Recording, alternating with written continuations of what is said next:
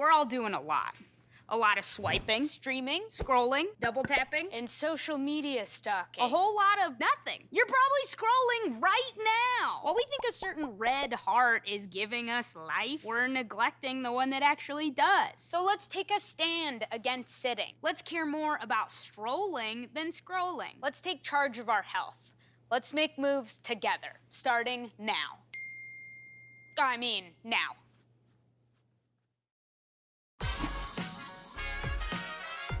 Check this out. It's my you impression. Sitting there with no intentions of getting up. Pretty good, huh? But I'm not judging, because I'd probably be doing the same. And since the average American watches TV and streaming media for more than 4 hours per day, the American Heart Association made binge breaks. A cool and quick way to get off your booty. That's right, booty. So be ready. We might just make you want to move the next time you binge.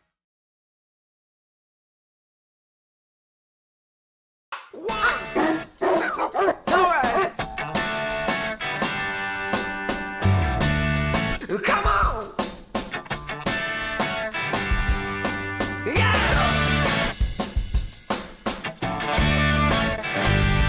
Here we go! Yeah! 1, 2, 3, 4! Come on! Let's go!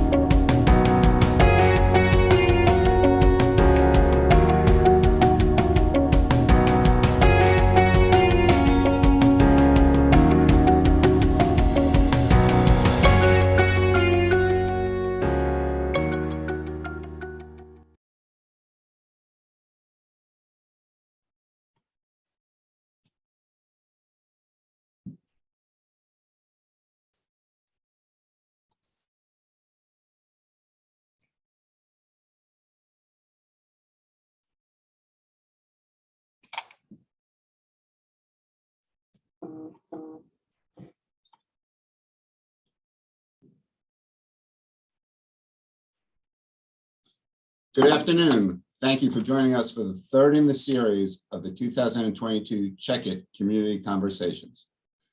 Move More for Lower Blood Pressure, presented by PCSB Bank and Ellis Medicine.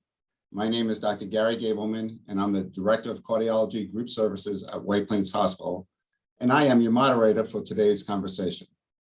It's hard to believe that we are more than halfway through the 4-month Check It Challenge, an evidence-based wellness and blood pressure management program that focuses on improving your health by making simple changes to prevent and manage high blood pressure. For those of you who may be joining us today for the first time, you can get yourself caught up and join the Check It Challenge at www.heart.org/checkitny. Again, that's www.heart.org/checkitny.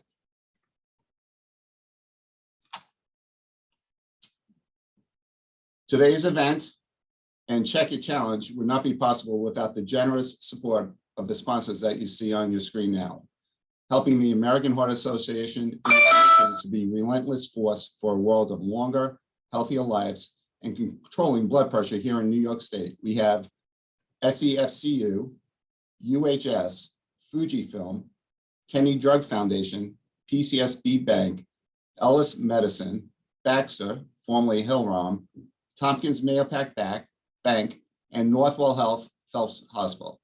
Thank you all, and thank you to the American Heart Association staff for all their hard work behind the scenes today.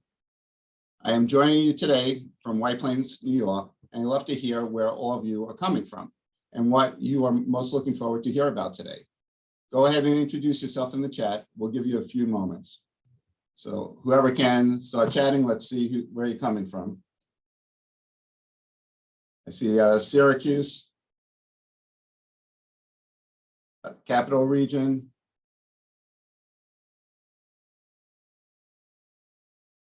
Mount Kisco, Long Island, Albany. Keep it up. Valerie from Mount Kisco, Buffalo, New York, Troy, New York.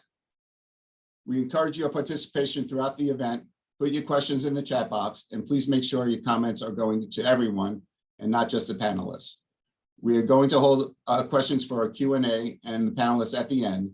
The American Heart Association staff will be monitoring the chat box and will get through as many questions as we can. As a reminder for everyone, this is a public event, so please do not avoid disclosing any personal medical information. Today's session will be recorded and available on Check It Challenge website, Facebook event page, and American Heart Association's Eastern State YouTube channel a few days post-event. You can access the recordings and all of the content on the event website, www.heart.org/checkitny. Again, that's www.heart.org/checkitny. If you're using social media throughout this conversation, please use the handles you see on the screen at AHA New York and hashtag check it. Now, I would like to invite Joseph Roberto, Chairman, President, and CEO of PCSB Bank, to join us as a Check It Community Conversation series sponsor to say a few words. Thank you, Dr. Gableman. And on behalf of PCSB Bank, thank you to everyone who has joined the Check It Challenge, from large employers who have embedded this program into their wellness platform, to the individuals who decided that it is time to make some changes. It's great to see the names and locations popping up in the chat box. And I know I'm looking forward to an exciting conversation this afternoon. PCSB Bank is proud to be the Check It Community Conversation series sponsor and presenting sponsor of today's session, along with Ellis Medicine. As a bank with deep roots in the communities we serve, we have supported the American Heart Association for many years through the Heart Walk and other events. By supporting the American Heart Association, we aren't just impacting the 315,000 New Yorkers in the Check It Challenge, we are investing in the health of our staff, our customers, and our communities through science, research, and advocacy. In the past, I have chaired the Putnam County Heart Walk, where the PCSB Bank team has been the largest fundraising team.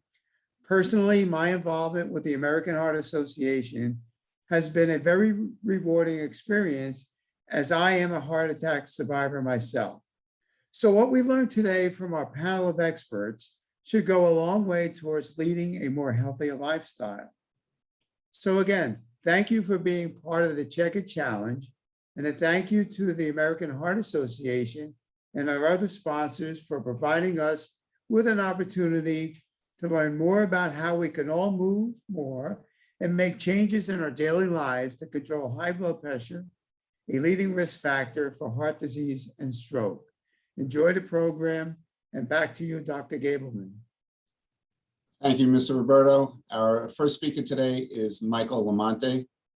He is a professor of epidemiology at the State University of New York at Buffalo. Dr. Lamonte teaches coursework and conducts research on the impact of physical activity and exercise on cardiovascular disease. A major focus of his research pertains to hypertension and heart failure in postmenopausal women enrolled in the National Women's Health Initiative. Mike is a native of Kenmore, New York, currently residing in Williamsville with his wife and their 2 sons. The Lamontes are physically active family, enjoying organized sports, outdoor activities, and spending time together.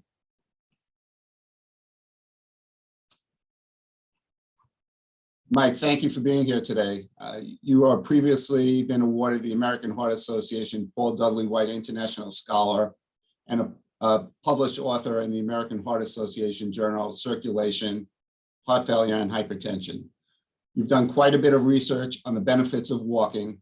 What can you tell us about some of your findings? Well, first, let me say thank you, Gary, and to all of our colleagues supporting this event. It's a pleasure to be here. We've been studying walking specifically in the Women's Health Initiative for more than 25 years. And we've continued to see a very consistent finding that when we contrast walking activity, which is generally considered to be a moderate type of lifestyle activity, when we contrast against more conventional and more strenuous activities, we still see health benefits associated with individuals who are engaged in regular walking, and sometimes on the same order of magnitude as we see for those who do more strenuous activities such as running or jogging or swimming or even competitive recreational sports. So Mike, that's very interesting.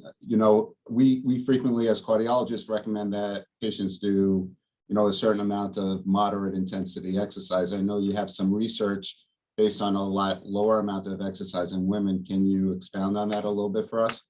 Yeah, perhaps we could see the pie chart graph, and then I can speak a little bit to some of our findings there. Lisa, if you could pull that up, thank you. So this graph represents data we've collected on over 10,000 older postmenopausal women between the ages of 63 and 99.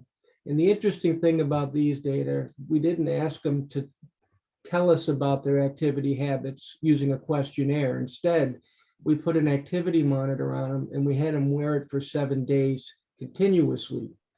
And what we found is a couple of important issues. First of all, in this age group, you can see to the left side of the graphic, the lighter color is the amount of time spent sitting. Older women spend a lot of time during their waking hours doing nothing more than sitting, and that's something we need to address. To the right side of the chart, you can see that of the amount of time during the waking hours that they spent doing activity, the vast majority of it, 69%, was in light intensity activity, which currently would not be meeting public health recommendations, which are for moderate to vigorous activities.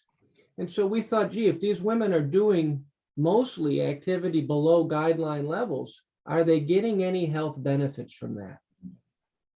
And in fact, if you show the next slide, please, that I prepared, I can speak a little bit to that. So this is a study we published a couple years ago where we specifically looked at the risk of developing hypertension based on clinical guidelines, again, in women who were 50 to 79 years of age when we enrolled them, so postmenopausal women. What we show in this little schematic on the y-axis, the left side of the graphic, is their risk for developing hypertension. And on the x-axis, you can see different configurations of walking habit.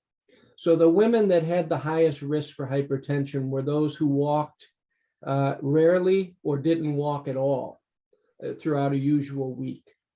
And then if you see in the middle, we saw almost 15% lower risk of hypertension for women who were walking at less than the current recommended amount, which is 150 minutes a week or more, and at less than the current intensity that's recommended.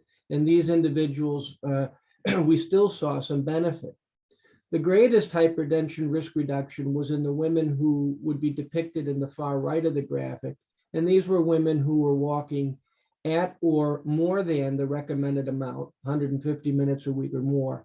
And they were doing it at an intensity that would exceed moderate to vigorous. In this instance, it would be 15-minute miles for their walking pace. But again, Gary, I want to point out that middle group that we would generally not have expected to see benefit in, and that are individuals who are doing less than the current guidelines recommend. And so our belief is we really need to better understand what the health benefits of lighter intensity activity, including walking, especially in the older age groups where more vigorous types of activity and greater amounts may not be possible.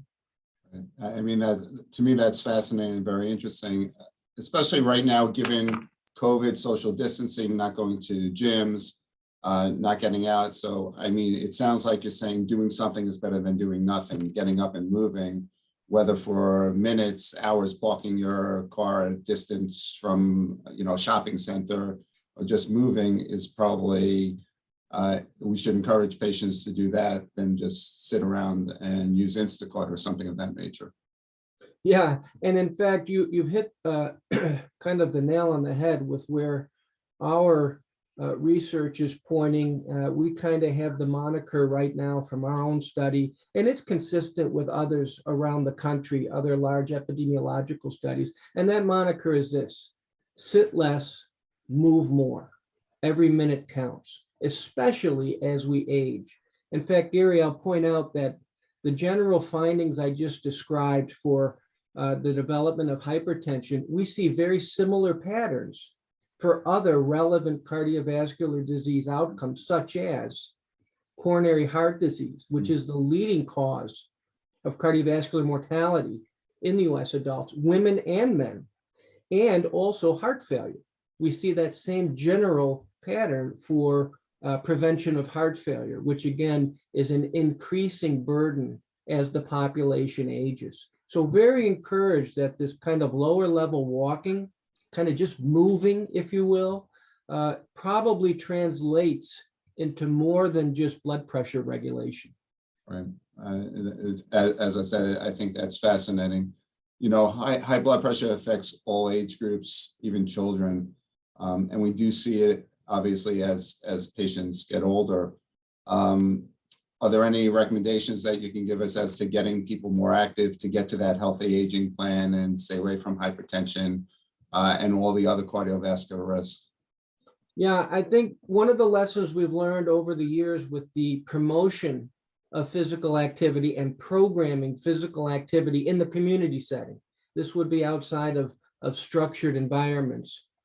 In the general sense, we encourage people to do something they like to do.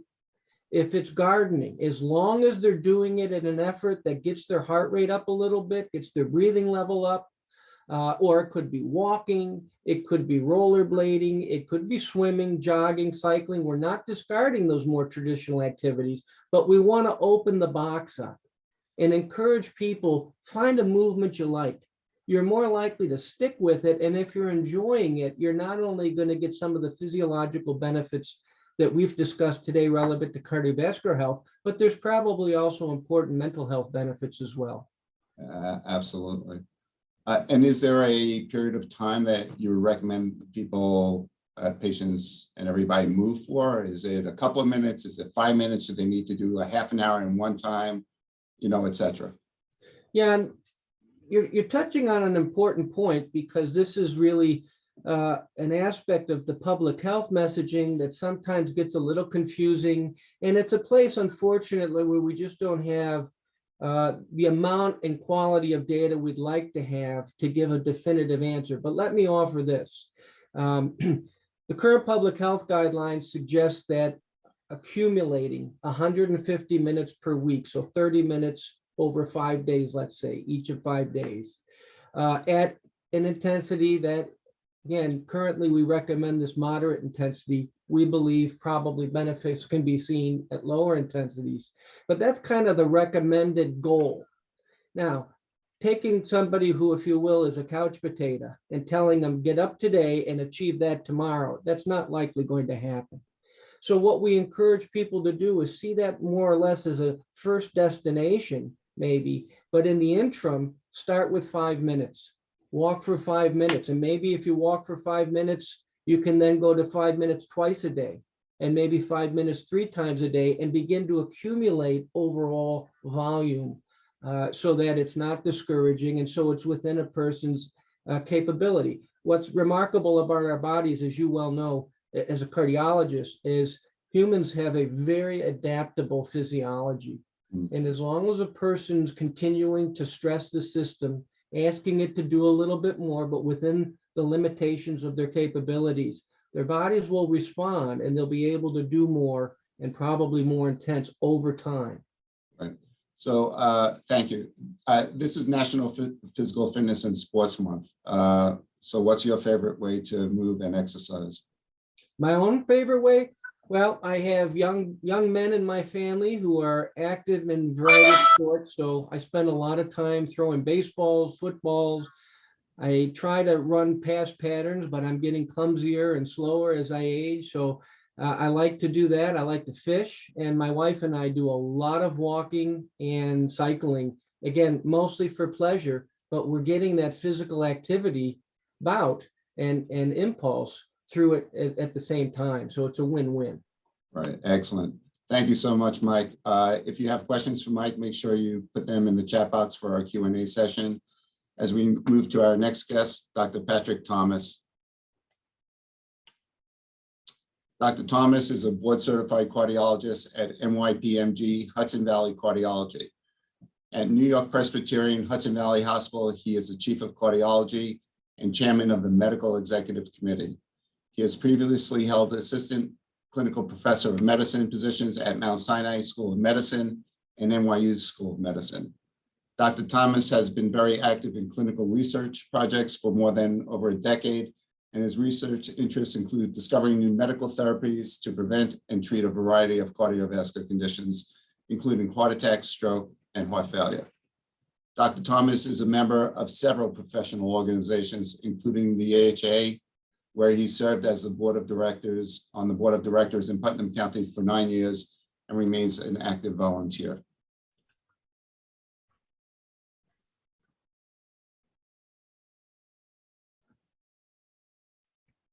Thanks.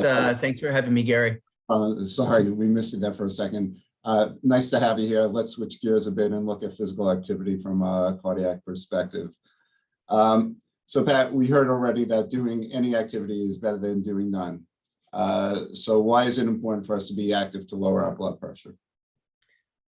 Yeah, I think what you'll find is I'm going to really echo a lot of the themes that Mike just talked about, because I think we all operate from the same playbook, and based on the research that Mike has been so instrumental in coming up with over the last few decades, we really have a pretty consistent message when it comes to exercise. And I look at, the lifestyle piece of prevention as really more important than just about anything else.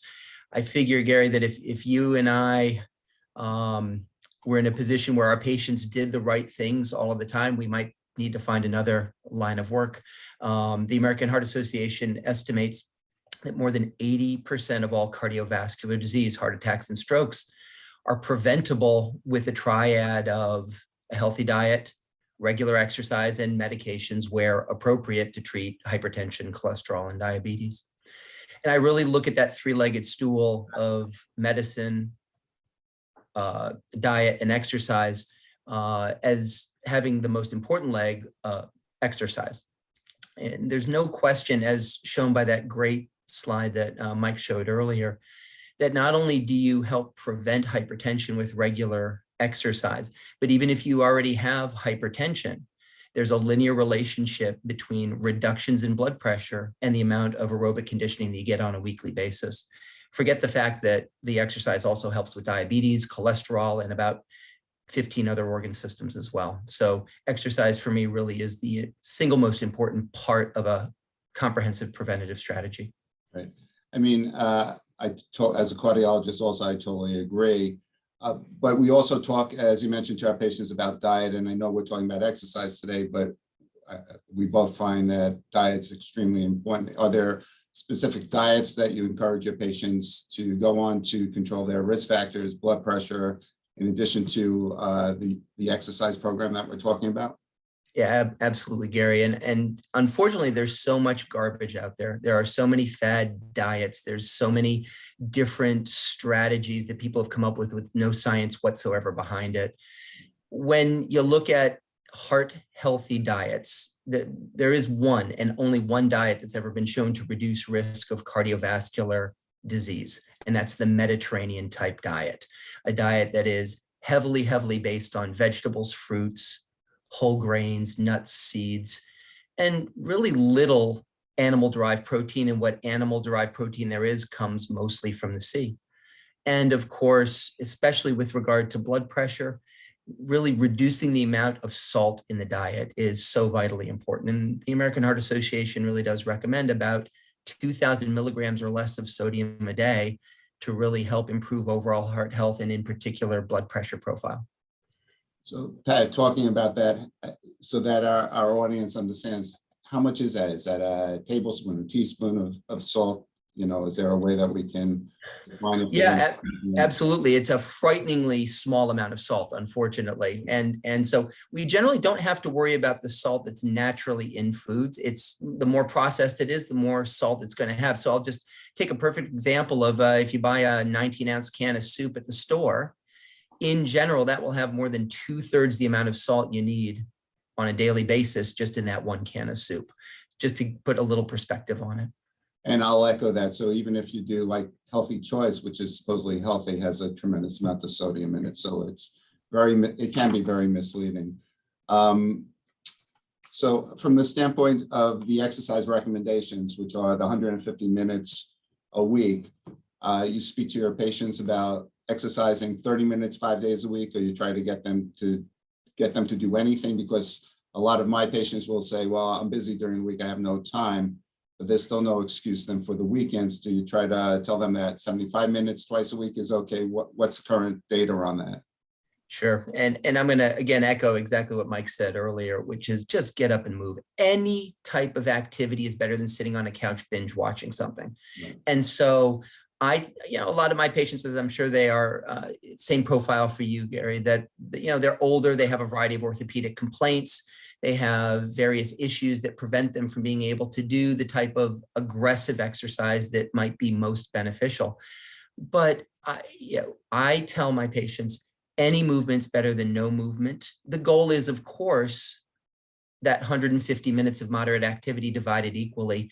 And I think the one word I would use more than anything else is consistency, right? You really don't want to do the all 150 minutes on a Saturday and then nothing for 6 days. If at all possible, you never want to let more than about 48 hours or 2 days go between exercise sessions, because you start to lose conditioning pretty rapidly thereafter. So even if it's just getting up and walking for 5 minutes, as Mike said earlier, or as you mentioned, parking a little further away from the store so you get some more steps, taking the stairs instead of an elevator, anything that encourages movement is beneficial. And I will tell you, I find the fitness trackers that are now not that expensive these days to be an incredibly powerful motivator and help people get up, walk around the couch a few times in commercials, try to get those extra steps in, because they really do add up and it really does provide benefit.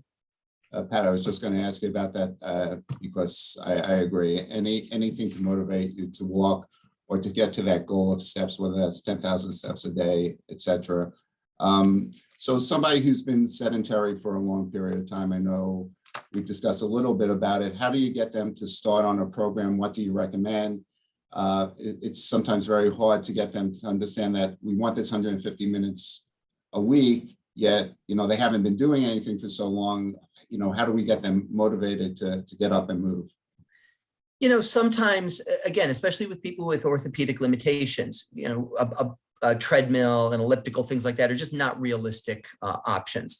I find for especially some of my older patients, something as simple as a pedal exerciser, which is nothing more than a bicycle pedal in a small metal scaffold that you can put under your coffee table in the living room. And literally, you take that out and for $12, to upfront purchase price, you can pedal while you're reading a book, you can pedal while you're watching TV, you can pedal while you're listening to music. And, starting with just small little increments, 3 minutes, 5 minutes, whatever. And I typically tell people, if you can add on a minute each week to what you're doing, rather slow and gradual buildup, that tends to yield some pretty good results. Excellent. And do you give them like some motivation techniques or something to encourage them? Because we all look for some reward. And sometimes, when somebody starts an exercise program, they're not losing weight right away. They get a little frustrated. Right. Is there something that you encourage or you say to them to get them motivated to do what they need to do? You bet. And aside from just the basic cardiovascular health benefits, which sometimes are nebulous, right? You don't see yourself preventing a heart attack, right? So that's not immediate payoff. but especially with my patients with arthritis, whether it's the knees, the hips, the back, there is a wealth of evidence showing that gradual, slow increases in exercise yield significant pain relief with most arthritic conditions. And so that's the immediate type of payoff I think most people are looking for. Preventing a heart attack, preventing a stroke, yeah, you don't really see that. But pain relief from arthritis after a few weeks of exercise, boy, you definitely see that. Right. I know one of my issues is that I do not stretch enough, and I'm sure we're going to be talking about that in the next segment also. But do you encourage your patients to stretch prior to exercising, as I'm sure we're supposed to tell everybody to do? Oh, absolutely. And look, I live that myself. As I'm getting older, I find I'm a runner, but I have to spend a lot of time stretching before and after each run to recover. The older you get, the less the muscles, the joints, bounce back from repetitive injuries. And so the more you stretch, and it can be regular stretching, it can be yoga, it can be Tai Chi, it can be all sorts of different activities that help improve the mobility and flexibility. But I can't emphasize highly enough how important that is as you get older. So, Pat, it sounds like your exercise is running. Did I get that right? Yep. So you make sure you hydrate yourself well enough. You take water with you. You take Absolutely. I'm sure, like I do, we try to avoid our patients having the sugary drinks before they run or afterwards. Yeah, plain old water. There's nothing better for hydration. If you're a world-class athlete, we can talk about electrolyte repletion and glucose repletion. But for most of us normal people that just work out for health benefits, water, water, water. And, you don't need sugary supplements. You don't need gels. You don't need all of this fancy stuff. Just hydrate before and hydrate after with plain old water. Excellent. Thank you, Dr. Thomas. I already see a few questions coming in. We wanted to make sure your comments are to everyone and not just our panelists. Go ahead and keep putting your questions in the chat for our Q&A coming up. As we move to our last guest, who is going to get us up and out of our seats, Angela Alozzi. Angela is the Executive Director of the National Women of Color Network, a nonprofit organization dedicated to ending violence against all women by amplifying the voices and experiences of women of color. As a national speaker and trainer, social impact strategist, change maker, and executive leader, she has been recognized for her work in women's and girls' empowerment, anti-violence against women, and diversity, equity, and inclusion efforts. Angela is a member of many local boards and membership organizations, and most importantly, she is a mother of 4 children and knows that she needs all of the movement and exercise to keep up with their busy schedules. Angela, thank you for being here. Angela, thank you for being here today. You for having me. Can you see me okay? Yeah, I'm going to go off camera and turn things over to you to shake things up and get us all moving. Fantastic. So good to see everyone today. I was just going to ask, can you start off by telling us how you balance all of your work and manage to find time to staying active? Absolutely. It isn't easy. It isn't easy at all, but I recognized probably several years ago that it's really important to stay physically active, especially when you are busy with work, family, and your personal life commitments and responsibilities. So it's essential to really incorporate physical movement and activity into your daily life and making it a priority. Even if it's 5 minutes, 10 minutes is even better. If you can commit to a couple of days a week of working out and movement, whether it's going for a walk or, today we'll look at some things that you can do just sitting in your chair. Interestingly enough, I thought that I would be able to be in my workout fitness gear, but like many of you, I have moved from Zoom to Zoom meetings. So this is just a great case in point to show you that you can do physical movement no matter what you have on, no matter what time of day it is. It's just taking a moment and prioritizing your physical health, but it also helps with your mental, emotional health and well-being as well. So I think what I'll do now is, I hope you all are ready to get up and move. If you can see me okay, I am going to just walk us through a couple of different exercises. We will ramp up. I am a Zumba instructor. I actually took Zumba up about 10 years ago as a commitment to my physical health. So I figured if I have to instruct the class, I will always show up. And it's a great cardio workout at varying levels of intensity. But one of the very first things that we're going to do is we are going to just do some basic stretches. And I can show you just even some simple exercises that we can do while we're sitting down. And just give me a moment. I am going to get some music going for us.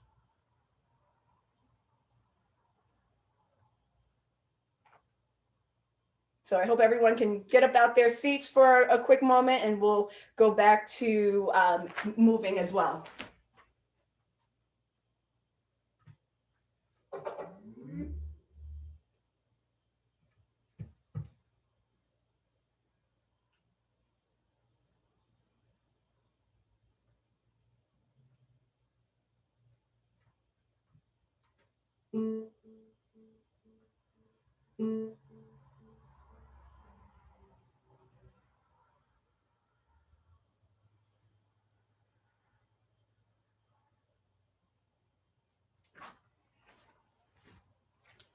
All right, so if we can just take a moment, and some things that we can just do wherever we are, whatever time of the day, are simple shoulder rolls. If we just take a few minutes to do that, I'm gonna play some music while we're doing it. It makes it a lot more fun. So if everyone can just prepare to do that, we'll get going in one moment.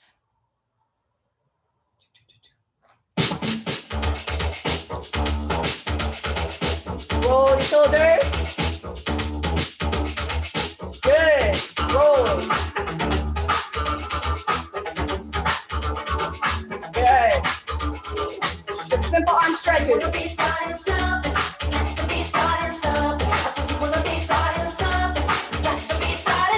Nice and easy. You can do this standing or sitting.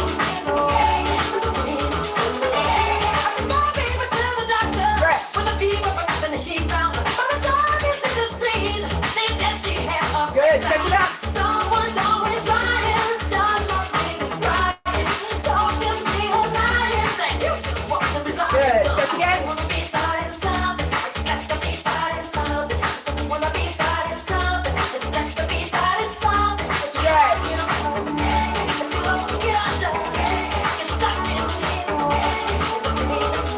Good, stretch it out.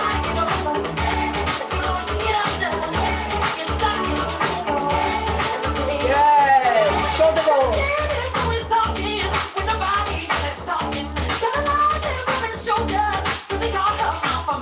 Forward.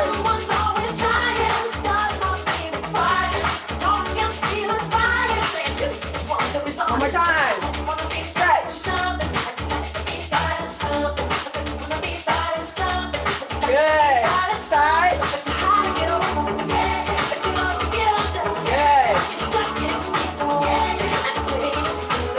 Stretch out.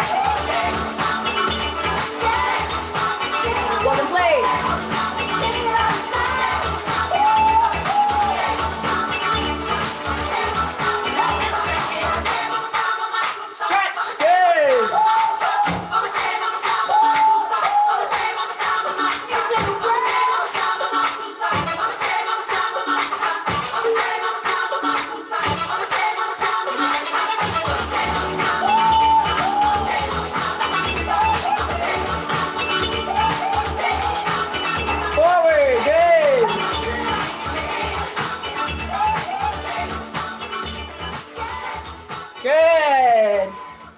So that was just an example of how you can just be sitting in your seat or just standing up, and just by doing some simple stretches, you're getting your blood flow moving, you're increasing your heart rate to a good degree, and you're getting some physical movement in. How's everybody feeling?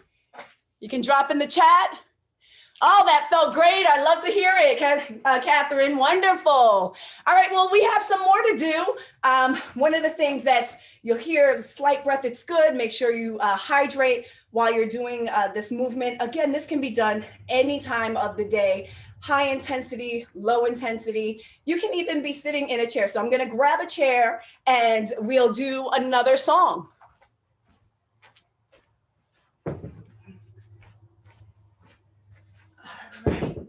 Might be able to see my chair. And again, the purpose is just to get that heart rate going and to move a little bit and have some fun. Let's see. Mr. Flavor on the microphone. So I'm now sitting. And again, just some simple movements. Again, arms. It's really great to work out those arms. Pull. You don't know. Are you ready now? Pull.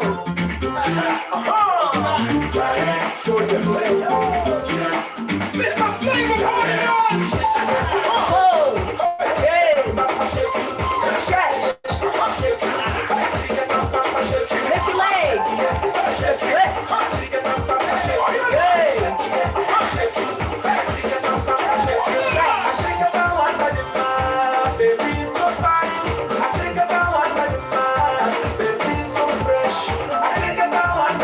We're just sitting in our seat and walking into place.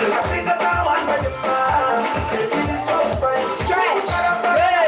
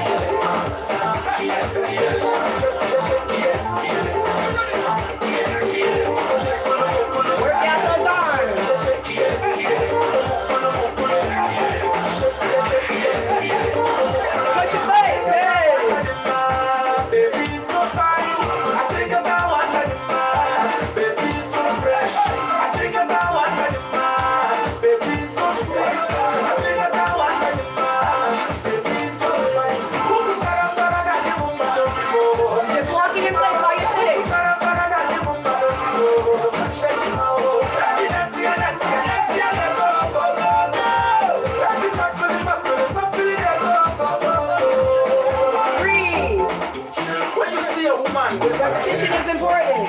You don't know. Are you ready now? Good.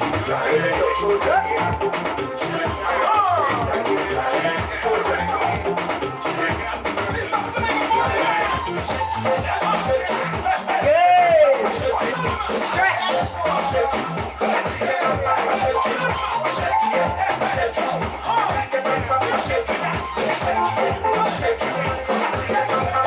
Remember, watch your head.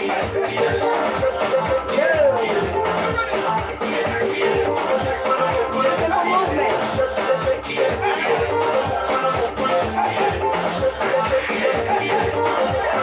You can even stand up and use your chair.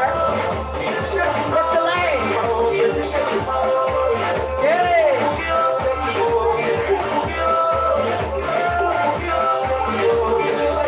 Do on one side, do on the other. Good. Whatever skill you can.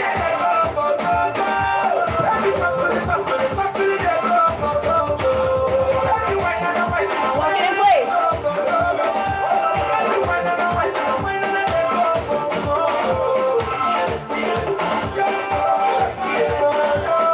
Good. Always cool back down. Wonderful. So as you can see, you can do simple movements with a chair, without a chair, standing up, as long as you're moving and getting your heart rate going, taking breaks where necessary.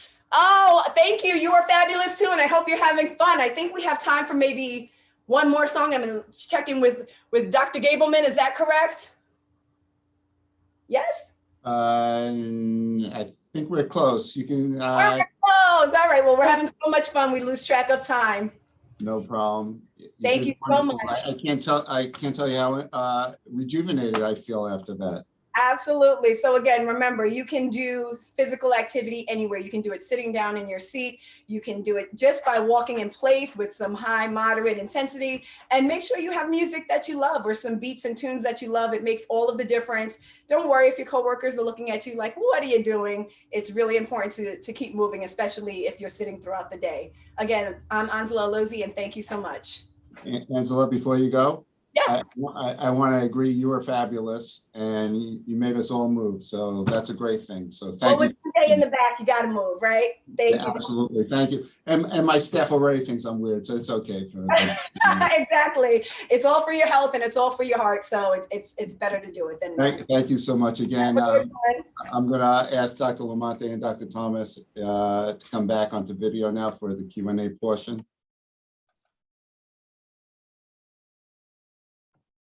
Got to wipe the sweat off my brow. We were moving from that chair. That was outstanding. Yes, it was a lot of fun. In fact, going there even before I get to the direct Q&A. So, we were talking about how to motivate our patients, but they can almost self-motivate with something like this, right? The music was great. It was entertaining.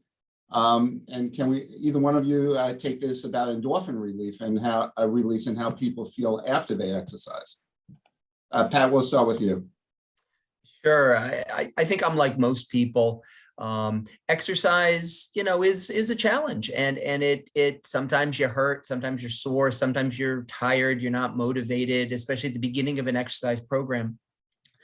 But boy, after it's done, and that rush of good feeling that you get afterwards, knowing that you've accomplished something and that the rest of the day is yours. I typically work out early in the morning because that's the best time for me based on my schedule. And, it gives me the motivation to attack the day thereafter because I feel so much better. So the runner's high, they call it, is a absolutely real thing. But it comes from any exercises. I think Mike will tell you, it doesn't have to be running. It can be something as simple as walking, gardening, anything else that he mentioned earlier. Yeah, I'll just have to totally agree with Pat, and I'll flip it to the other side as well, that being for treatment.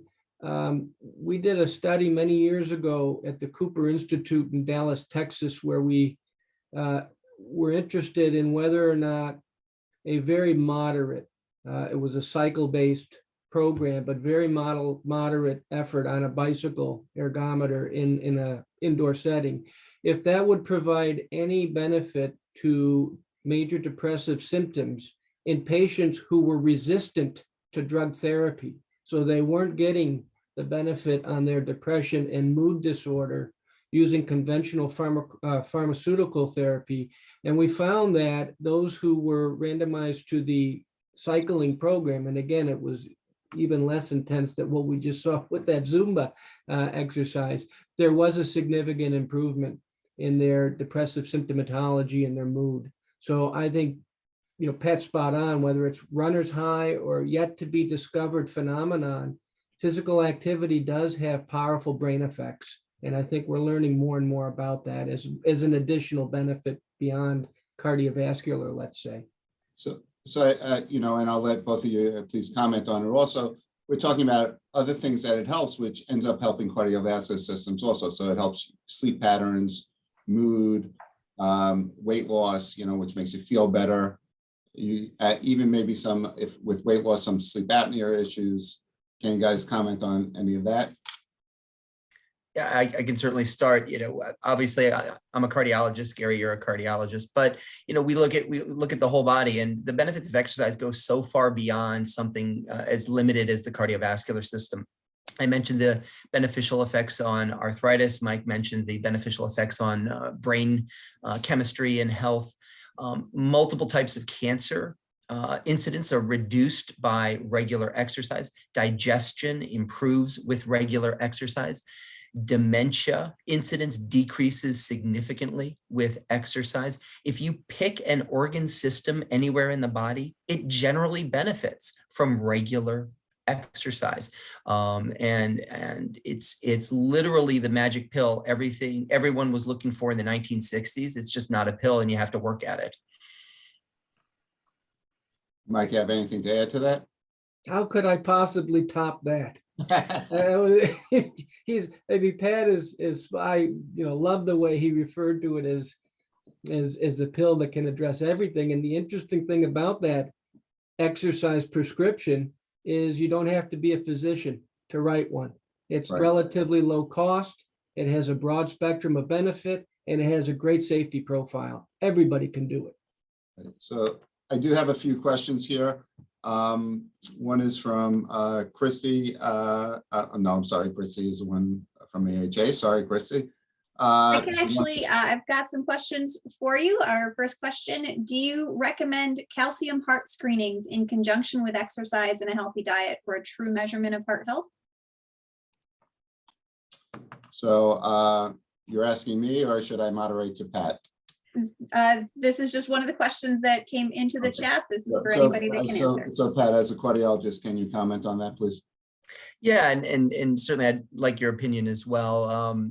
We have lots of tools available to us as cardiologists to look at somebody's risk profile. We, check blood pressures, we check cholesterol, and then we have lots of toys. We cardiologists like our toys, and whether it's an ultrasound machine to look at heart muscle function, a stress test to look for evidence of blocked arteries, or coronary calcium scores, CAT scans of the arteries, all sorts of different things can be useful in helping assess somebody's cardiovascular risk.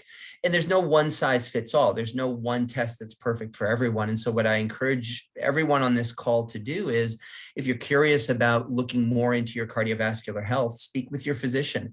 And there may be certain basic tests that can be done. A coronary calcium score certainly is one of them. But there are other tests as well. And depending on your own unique circumstances, one test might be a little better than another. Right. And I'll add to that. I totally agree with what Pat said. Coronary calcium scores, for the most part, I think is an adjunct therapy or adjunct evaluation for us to decide if somebody requires medication to control their cholesterol. I basically utilize it most of the times for patients who I kind of can't decide whether or not they need to be on cholesterol medications, and it helps our risk profile computation in order to tell the patient what their risk is, short and long term. And there's some eloquent studies looking at this over the years. So we actually can give you almost a percentile of where you fit in from a cardiovascular risk. So at that juncture, it is helpful to guide therapy. I do see there's another question here. I'm sorry, Christy, if I'm taking over your part, from saying I'm a casual runner and had COVID earlier this year and still struggling to get over the fatigue. I don't feel the same benefit from walking. I know it's good for me, but is it just as good as running for cardio? And Mike, why don't you take that one? Well, there's a lot in that question. The first part, or maybe it was the latter part of the question, but the thing I'll address first is walking as good as running? It kind of depends on what you're interested in having the physical activity or exercise achieve.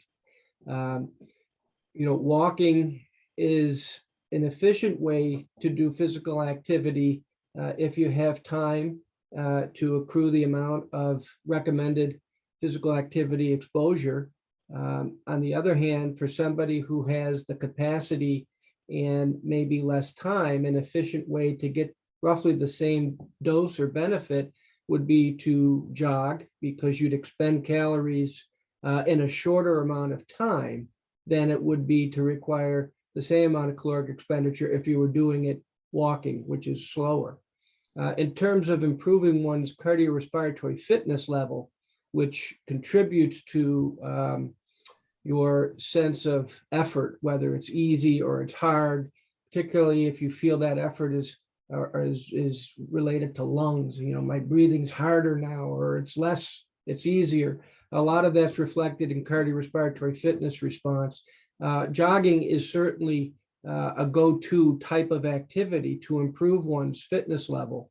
But again, as we've tried to point out, Pat did it several times, Gary's done it, you know, you have to walk before you jog, so to speak. So starting where you're capable of and trying to build up under, you know, appropriate conditions. And if you're somebody recovering from an illness like COVID or something else, then of course, checking in with your physician for recommendations on safety and whether a certain activity is better than another would be prudent. Pat, is there anything you'd like to add to that? No, I think you summed it up nicely. I know that some people recovering from COVID, whether it's what we're calling, you know, long haul or long COVID at this point, there seems to be some link in terms of the pathophysiology of this and something called chronic fatigue syndrome. It's something that's been around for a long time. And in those particular cases, sometimes really strenuous activity can give you a setback and give you a difficult time. And so I love the idea of just going out and walking if you feel your body is up to that, and not pushing too hard until you feel better. Any activity is better than no activity, period, end of discussion.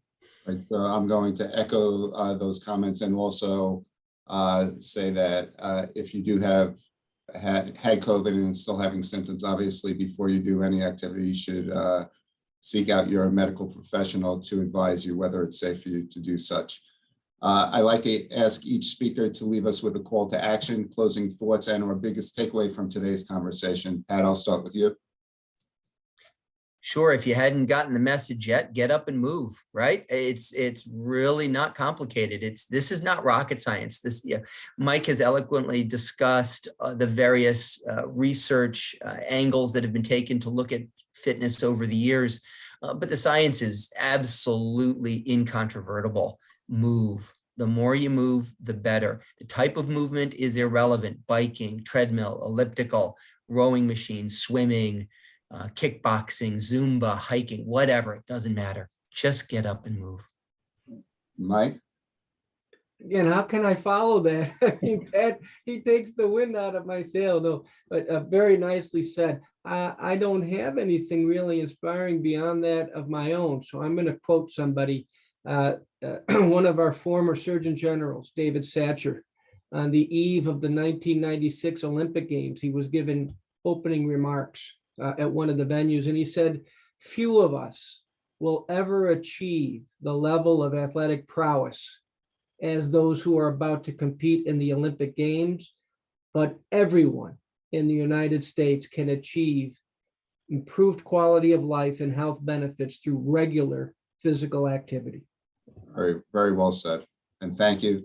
Thank you to all our speakers and to the sponsors that you see on the screen for making the Check It Challenge possible. Again, thank you to today's presenting sponsors, PCSB Bank and Ellis Medicine. And last but not least, thank you to all of you in the audience joining us today and for your participation. Your registration from this event gives you access to our previously recorded sessions and to our final Check It community conversation, Mental Health and Wellbeing, presented by Kenny Drugs Foundation on Wednesday, May 25th. We hope to see you there. We hope we have inspired you to take those first steps today. Keep checking your blood pressure and let us know how you are doing by tagging the American Heart Association at AHA New York on Facebook, Instagram, and Twitter, or using the hashtag Check It. Enjoy the rest of your afternoon, and thank you.